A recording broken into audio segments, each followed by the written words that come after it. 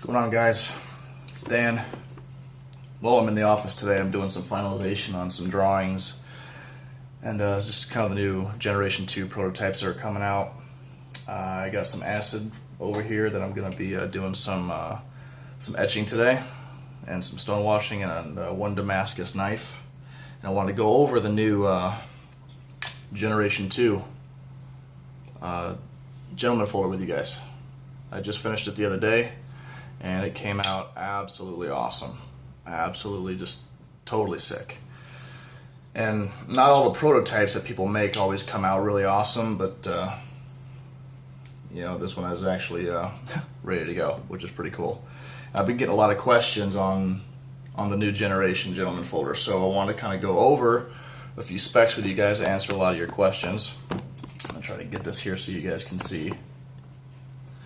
This is the original gentleman folder mini. This is the original gentleman folder, the full size. Okay, obviously you can see some size differences here. The bigger handle, bigger blade, little design change slightly in the blades. Okay, so what I did on the Gen 2 is I kept the size of the mini gentleman folder. This is going to go away. The full size on this is going to go away. Not going to have that anymore. So the standard size is going to be your mini. So a couple things that changed. All right. External stop pin, internal. Everything is completely hidden here. Okay. You don't even see the detent hole. Everything is changed on this area here. Okay, it's all completely closed off. I got to do a different clip. This is just a clip that I threw on here really quick just to kind of get the dimensions on where I needed to go, because what I did is you can open this right-handed and you can also open it left-handed now, whereas you couldn't do that in the original version of the mini gentleman folder. I didn't put a relief here where now you have. I moved the detent so there's no, if you guys listen, there's a double click when you engage the old version. 1, 2. I moved the detent really forward so it's one click and it just slides right over, no hesitation or anything like that. And the detent placement was absolutely perfect on this. So this is the new version of the gentleman folder. It's freaking huge, okay? Now, don't think it's always going to be this big, because the only prototyping material that I had to use was 1/4 inch thick titanium and like 290 thou blades. So this is ridiculously huge. I sized it down by chopping the hell out of the titanium, but most of the dimensions are going to be just like you saw in the original models, okay? They're not going to be this freaking huge unless somebody really wants it to be that big, which we can definitely do. But those are the main differences for the new gentleman folder. Let me give you some sizing here.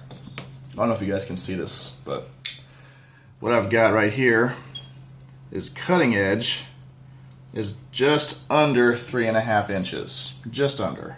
The overall length is about 8 inches. Almost right on, maybe 8.5. Yeah, we got about 8.5 inches of the overall length, okay? Closed, you're looking about 5 inches. Okay? Real thick, this one is anyway, but same rules apply as far as my old models and everything else. Is 3/16 sides that are chopped way down, and about 1/4 inch, maybe a little bit over 1/4 inch stock size for the steel. So that's kind of how it came out. It came out totally sick. I've been carrying this and using it, and I mean the action on this is absolutely ridiculous. It just, falls on itself. Came out absolutely great. I can actually open this thing up and show you guys kind of what I did. By the way, these new drivers that I got, these things are just totally cool. They spin on themselves. I got these press bearings back here. I put these little grips on there. Totally cool little drivers. Let's break this thing open here. It's Loctite on there.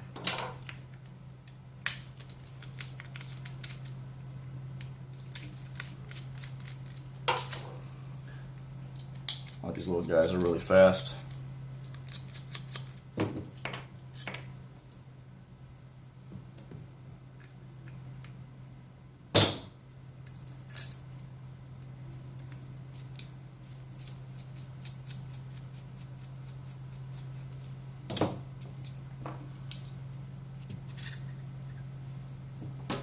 Alright, so what we did here, as you guys are going to see, it's on bearings. Nice huge track slid in here, okay? Your stop pin is still 1/4 of an inch. It's a huge stop pin. Hold on just a second, guys.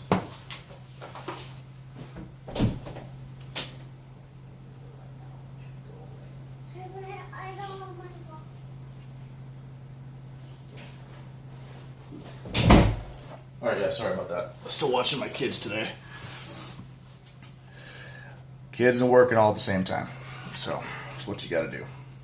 Anyways, still using that big old stop pin inside, which is, I don't know how many guys are actually using a stop pin that big. But, you know, it's very, very basic. You know, this is, I try to keep my knives as, you know, a few parts as necessary, and it's kind of how I do it. But that's the breakdown right there. Pretty easy.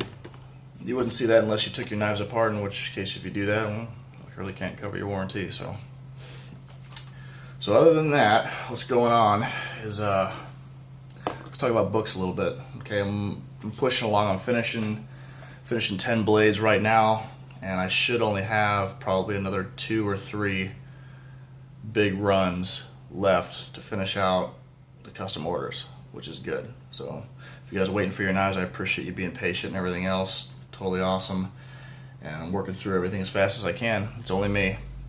You know, sometimes I got my kids with me and stuff like that, which kind of slows stuff down, but it is what it is. But that's just life. Kind of what I've been seeing as in regards to the books is, like I told you guys before, I have book spots that have been filled. People are already on. I held an auction recently to open up because I had a guy who lost his spot, and I held an auction for a custom build and a spot on my books.